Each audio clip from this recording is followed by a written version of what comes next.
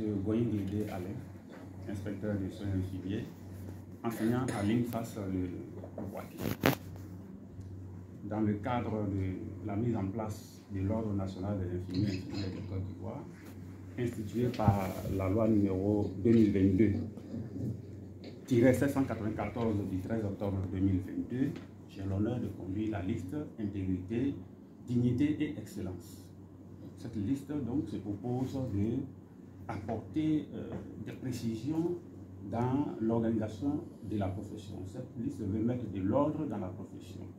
Elle poursuit donc des objectifs qui sont étalés à court, moyen et long terme, que voici brièvement. À court terme, la liste se propose de sensibiliser les infirmiers et infirmières sur la notion de l'ordre.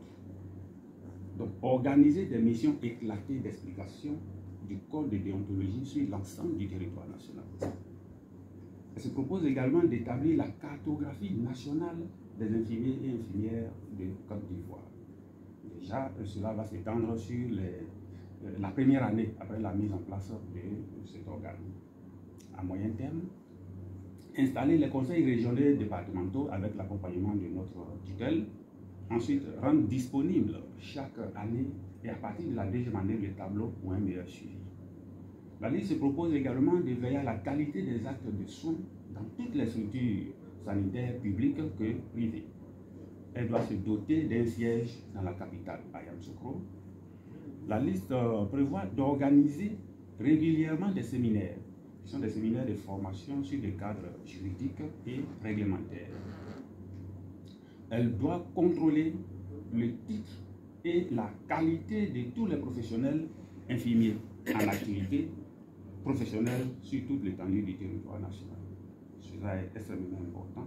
Elle doit collaborer avec les associations et les syndicats professionnels, infirmiers et autres syndicats, bien entendu, sur les questions d'éthique et de déontologie de la profession.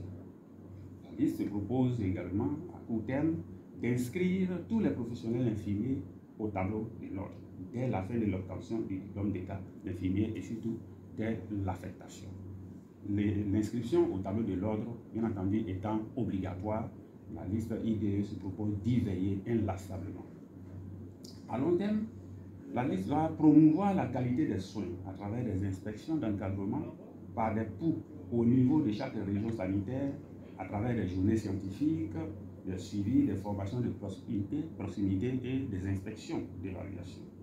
Elle doit réorganiser le module de déontologie et de l'éthique au niveau de la profession et surtout dans les enseignements à l'INFAS, qui est l'outil ou la maison de formation des agents de santé, les infirmiers et infirmières. Elle doit ensuite doter de façon progressive les régions et départements des sièges de l'ordre.